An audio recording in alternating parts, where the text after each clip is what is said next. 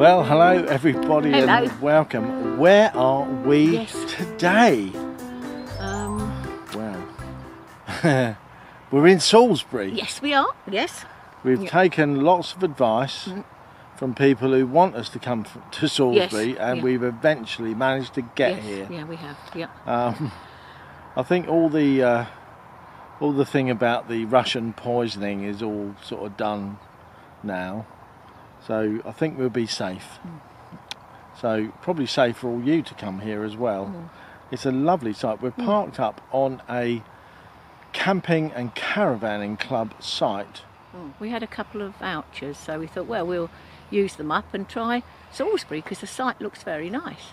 And it is, because if you could see, when you just walk out the gate, look what's ahead of us. The fields and there's something they called like a mountain thing. I could get what it's called now, which is some old. I think it's a burial site thing. Yeah. And you can walk along it to town, and you don't have to go on any of the roads. You cut through the bottom of the field It's about and a mile along and the canal. about a mile and a half into the city. So we're probably going to do that. And then Not today though, No. because we've driven from Harford Bridge, where we were on the Auto Trail Rally, up to here. We're here for 4 nights in Salisbury. So we're having a good time so far. The weather's beautiful. Yes, and the people camping. I should say there's about 6 or 7 tents here. Well, look at the lovely weather we've got. The site's nicely kept. Beautiful, isn't it? We're very lucky. I feel so happy. Some people were leaving Tavistock, and they had to go to work.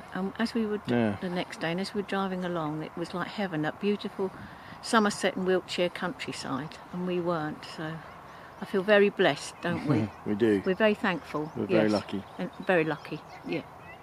Just a short walk out of the Salisbury Camping and Caravanning Club site, and you can see it just in the distance there.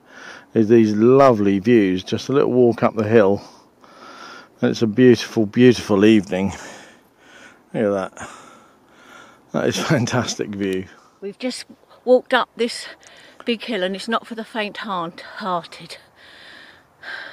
But we'll show you the stones and the things. I'm not sure what they're called. Now we're here.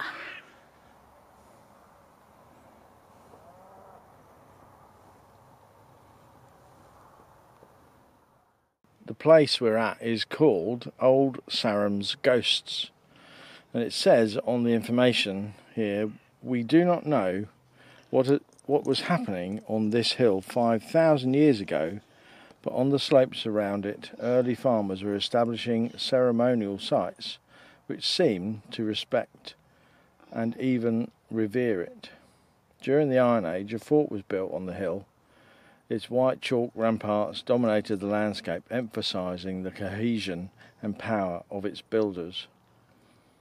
It was later occupied by the Romans, Saxons, and by the Normans, who built the fort in stone. By early medieval times, a castle, cathedral, and a thriving market town all prospered here. All this ended when the new cathedral was built at the city of Salisbury. The little market town struggled on for a while, but eventually was deserted. If ever there was a place of ghosts, this must be it. So we've walked up to this Old Sarum's Ghost place. It's the site of the old town.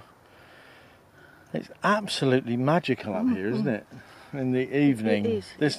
this light. It's about 7:15 in the evening. And the sun's going down over there.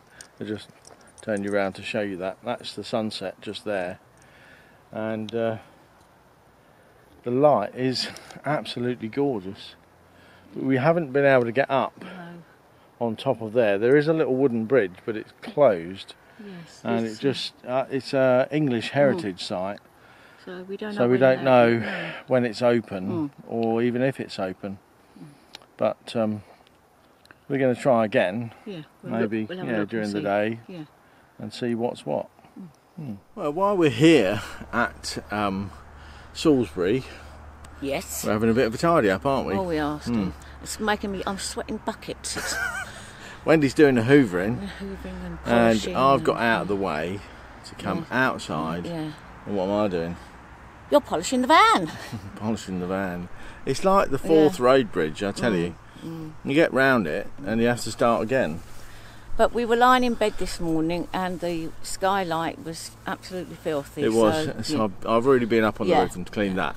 Yeah. But I do hold the ladder while Steve gets up there because I always worry about him falling. see, the thing is, because a man did that on site that we knew, didn't he? yeah, he fell off. Yes. He had one of those sort of A-frame ladders, the A ladder, and it didn't have steps down one side; it had steps up the other. Yeah. He got off the top of a caravan, tried to step on the side with no steps on it, fell from 10 foot in the air, 8 foot in the air. So it's just He had to have 3 months off work. Yeah, he did. Yes. And he couldn't drive, and it was a complete nightmare for him. So we're very careful We about are that. very careful. However, what I will say is, when we were down at Breen Sands, I went up and I washed the roof with the water, the spray water, and the brush.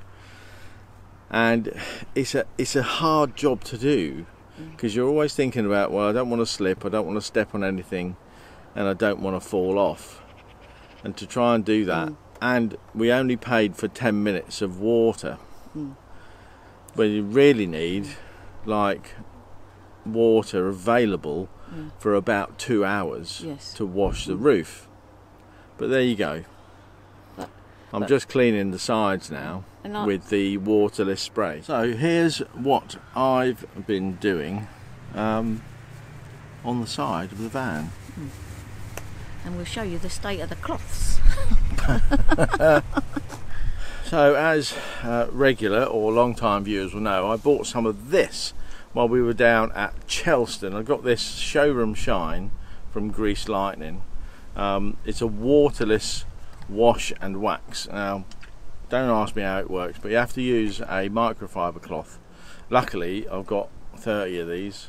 You need them because I've just been, this was fairly clean, and I've just done what I can reach sort of head height around the rear of the van and head height around the side up to about where the ladder is now, and up over around the window line there. So look at it, absolutely filthy. It should be a bright yellow colour like this, but there you go. That's the amount of muck that gets on to the van as we go on. So what I do is generally I sort of go along with the ladder down the side of the van, cleaning down to really the bottom of the windows while I'm on the ladder. So I clean down to about here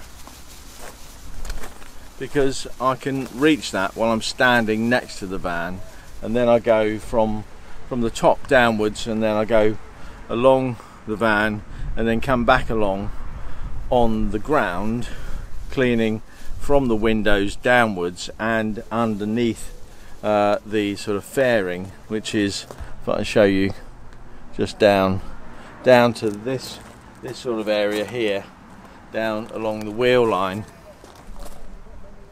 So that's what I'm going to be doing today before we go out into Salisbury. Well, I think we're going out walking. I'm looking over there at Wendy. Yes. I think we're going to go out walking and probably show you a bit of around the city tomorrow when that video goes up. But there you go, you've seen a bit of the views today, well, from yesterday evening. Me cleaning the van. Wendy's doing a super job on the hoovering and the cleaning up inside the van, because she's far better than me, aren't you? And I just wanted to say, well, like, we're here now, we've got electric, which we haven't had for a long time, and it makes me realise I can keep charging up my hoover. I can put the kettle on and I don't have to worry it doesn't like keep whistling, because like the gas kettle does, and that can boil dry if you don't go to it. And I'm also like the toaster, and I might be getting out the slow cooker and the soup maker. So I'm going to have a delve in that awful garage underneath we, there. And we carry a lot just of... using those things that we can't, yes. We carry a lot of electrical goods, electrical items that we don't really use. And, well, here's the thing. The our wonderful subscriber Alex, hi if you're watching, Alex, I'm sure you are, has suggested that we do a bit of crowdfunding, and there is a link at the end of this video for you to go and crowdfund. And the reason that he suggested that is because we've been sort of going on and sort of chatting about how to live off grid without the 240 volt plugged in electric. And it's hard to do if you don't get it right. Now there's a couple of other bits of kit that I just want to experiment with and really build up a bank of sort of how to live off grid vlogs, because I know that we're going to have 300 watts of battery power, 300 amp hours of battery power. We've got 100 watts of solar on the roof. We've got a 100 watt solar panel that's portable, and I'm yet to show you that. That's coming up. But there's also an inverter that we use. We've got a couple of sockets in the kitchen area that we can plug into, and I do on a regular basis while we're off grid to charge up my laptop and camera batteries and so on. However, I know that Road Pro do another piece of kit. It's an NDS piece of kit that sits between the inverter and your standard motorhome 240 volt sockets, and it takes the inverted power and feeds it back into the standard electric circuit breaker circuits within the motorhome. So I'm sort of looking to experiment with all of that stuff, so that when we're off grid and we're not plugged in, the inverter, once it's switched on, will feed all of the standard or standardly installed 230 volt sockets, so that we can just use them when we switch the inverter on. But that's the sort of stuff that the crowdfunding projects will fund.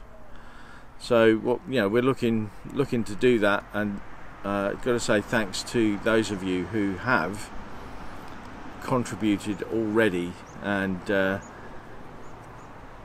what I'll do is I'll put a roll of honour just with first names, because I don't want to be too intrusive on your names unless you're happy to let people know that you funded some of that. So let me know in the comments down below if you have funded and you're happy for me to use your full name. There'll be a roll of honour ongoing on the videos as we go, and on the website over at happytravelersblog.com, and indeed on the other website that we run, essential caravan and motorhome.com. But that's it for today. That's it, yep, I've got to get on. We've got to get on. Yeah. Clean, clean, clean. Lot to do. Yeah. But thanks so much for watching. Thank you and for watching. If this is your first time here, we are the Happy Travellers. Yes. I'm Steve. And I'm Wendy. And we have a dog called Pippin who features regularly. Yes. But if you've liked this video, give us a thumbs up. Yep. And if you want to follow our journey as we travel around the UK and Europe, why not consider subscribing? And if you want to be one of those super subscribers, just ring my bell. It's down there. We'll see you again tomorrow. Yes. We'll just Bye-bye close with a little picture of Pippin lying in the sunshine. And we'll see you tomorrow. Bye-bye. Having fun. Bye.